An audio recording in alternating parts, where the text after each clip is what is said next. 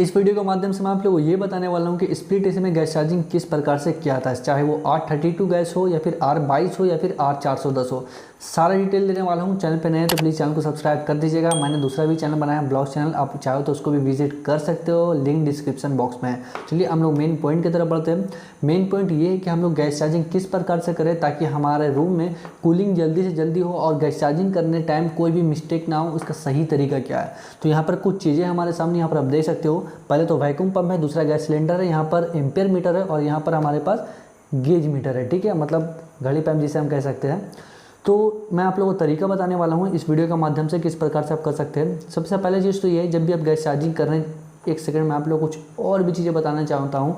अगर आप एक कस्टमर है तो कस्टमर को ये चीज़ का नॉलेज होना चाहिए, क्योंकि मैंने बहुत बार घर पे नोटिस किया है, जब भी कस्टमर के घर पे आते हैं गैस चार्जिंग वगैरह करने के लिए, तो उनका एक सवाल बहुत ज़्यादा मुझे देखने को मिल जाता है कि भैया गैस चार्जिंग साल में कितने बार किया जाता है, या एक साल में करवाना होता है या फिर 1.5 साल में। तो मैं उनके लिए एक बात बताना चाहूँगा, जब कभी भी आपका एसी इंस्टॉल होता है घर पे, दूसरी बार कभी भी गैस चार्जिंग उस पर नहीं किया जाता है। इस बात का आप ध्यान रखें। गैस चार्जिंग तभी होता है जब एसी का गैस लीक हो कहीं ना कहीं से, और जब गैस लीक होता है उसको प्रॉपर ठीक करना पड़ता है, जिस जगह से लीकेज हो, उसके बाद गैस चार्जिंग होता है। लेकिन कहने का मतलब हमारा ये है कि जब एसी हमारा लग जाता है तो उसके बाद गैस चार्जिंग कभी नहीं करना पड़ता है जब तक कहीं से लीक ना हो। अब मुद्दे की तरफ हम लोग बढ़ते हैं कि भैया तरीका क्या है गैस चार्जिंग करने का। कभी भी आप R32 का गैस चार्जिंग करने जा रहे हो तो उसका तो पहले आपको ये पता होना चाहिए कि उसका बैक प्रेशर क्या होता है।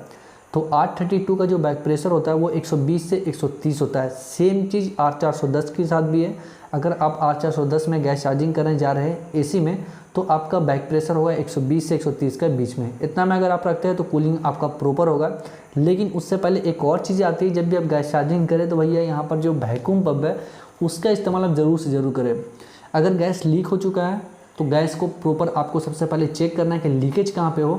उसके बाद आप क्या करें, लीकेज को प्रॉपर फाइंड करने के बाद आप उसको ठीक करें। उसके बाद आपको वैक्यूम करना है। सबसे पहले वैक्यूम प्रॉपर तरीके से करना है, कम से कम 15 से 20 मिनट। जब आपका वैक्यूम कंप्लीट हो जाए उसके बाद ही आप गैस को प्रॉपर फिलअप करें, मतलब गैस चार्जिंग उसके बाद ही करें, क्योंकि वैक्यूम करना बहुत ज़्यादा इंपॉर्टेंट होता है, जिससे मॉइस्चर वगैरह जो रहता है हमारे एसी के पाइप वगैरह में सारा निकल जाता है। या फिर अगर कंप्रेसर चेंज कर रहे हैं तब भी आप जब उसके बाद गैस चार्जिंग करोगे तो भाई वैक्यूम करना ज़रूरी से ज़रूरी है। चाहे वो एसी का गैस चार्जिंग कर रहे हैं या फिर आप फ्रिज का गैस चार्जिंग कर रहे हैं, तो भाई वैक्यूम करना बहुत ज़्यादा इंपॉर्टेंट होता है। वैक्यूम करने से बहुत सारा फ़ायदा है। सबसे पहले तो फ़ायदा ये होता है कि हम लोगों का जो रूम रहता है उसमें कूलिंग बहुत जल्दी मिलने लगती है अगर आप प्रॉपर वैक्यूम करते हैं तो, क्योंकि रूम में अगर प्रॉपर कूलिंग नहीं मिलेगा तो भाई फ़ायदा ही नहीं होगा हमारे एसी लगाने से। ठीक है, तो इस बात का आप ध्यान रखें। ये तो फ्रेंड्स वैक्यूम का बात हो गया था। सेकंड चीज़ ये होता है, जब भी आप गैस चार्जिंग कर रहे हो तब आपको इस बात को तो ध्यान रखना ही है, जो भी हमारा गैस है R32 हो या R410 हो या फिर R22 हो, सभी का बैक प्रेशर आपको प्रॉपर पता होना चाहिए। क्योंकि बैक प्रेशर पता नहीं होगा तो हम गैस कितना डालें इस चीज़ का आपको आइडिया नहीं होगा। R22 का बैक प्रेशर होता है 55 से 60 के बीच में रखोगे तो ईजिली आपका प्रॉपर कूलिंग मिलने लगेगा। अगर R32 है तो भाई 120 से 130 तक, R410 है तब भी आपका 120 से 130 तक, जिस तरह से मैंने आपको पहले भी बताया था। ठीक है, सेकंड चीज़ जो आती है वो आपका ये आता है, जब भी आप गैस चार्जिंग कर दोगे कहीं अगर नट वगैरह से लीक था तो आप उसको प्रॉपर ध्यान से एक बार चेक कर लो बढ़िया तरीके से, कहीं ऐसा नहीं कि वहाँ से लीक रहे। क्योंकि जब आप गैस चार्जिंग कर दोगे लीक रहेगा तो फिर आपको कोई फ़ायदा नहीं होगा गैस चार्जिंग करने से। अब बात यहाँ पर आती है तो भाई गैस चार्जिंग किस प्रकार से करें। ये तो कुछ चीज़ें थी जो कि मुझे आप लोगों को बताना ज़रूरी था, इंटरनल चीज़ था, क्योंकि इस बात का अगर आप ध्यान नहीं रख पाओगे तो भाई प्रॉपर आपका गैस चार्जिंग नहीं हो पाएगा। अब तरीका आप जान लीजिए। वैक्यूम हम लोग सबसे पहले करेंगे। यहाँ पर कुछ चीज़ें जो कि आप लोगों को ध्यान रखना है जब भी वैक्यूम करोगे।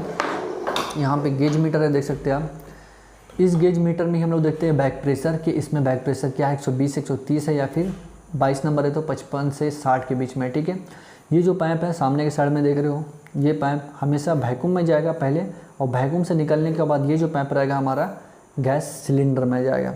इस जगह पे वो हमारा टाइट होगा, ये पाइप आप देख सकते हैं। और जो सीधा वाला जो पाइप रहता है ये हमारा हमेशा एसी में जाएगा। अगर आप फ्रिज से गैस चार्जिंग कर रहे हो तो ये जो सीधा वाला पाइप है तो आपका फ्रिज में जाएगा। ठीक है, फ्रिज में आपका चार्जिंग जो पाइप रहता है उस जगह पर आपका सेट हो जाएगा।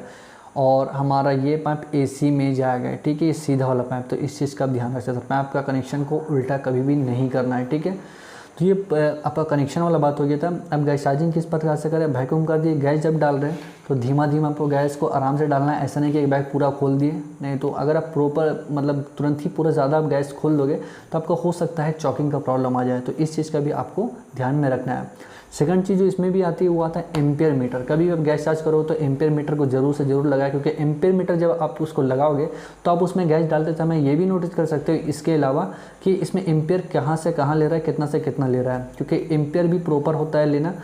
जब आप गैस चार्ज करोगे तो स्टिकर में भी नोटिस कर सकते हो। ऐसे नॉर्मली मैं आप लोगों को बताना चाहूँगा 1 टन का जो एसी रहता है वो 4 से 6 के बीच में लगता है। 1.5 टन का जो एसी रहता है उसमें 6 से 8 के बीच में एम्पेयर लेता है, और आपका अगर 2 टन का एसी है तो 8 से 10 या 8 से 12 एम्पेयर लेता है। ठीक है, इस तरह से आप समझ सकते हो।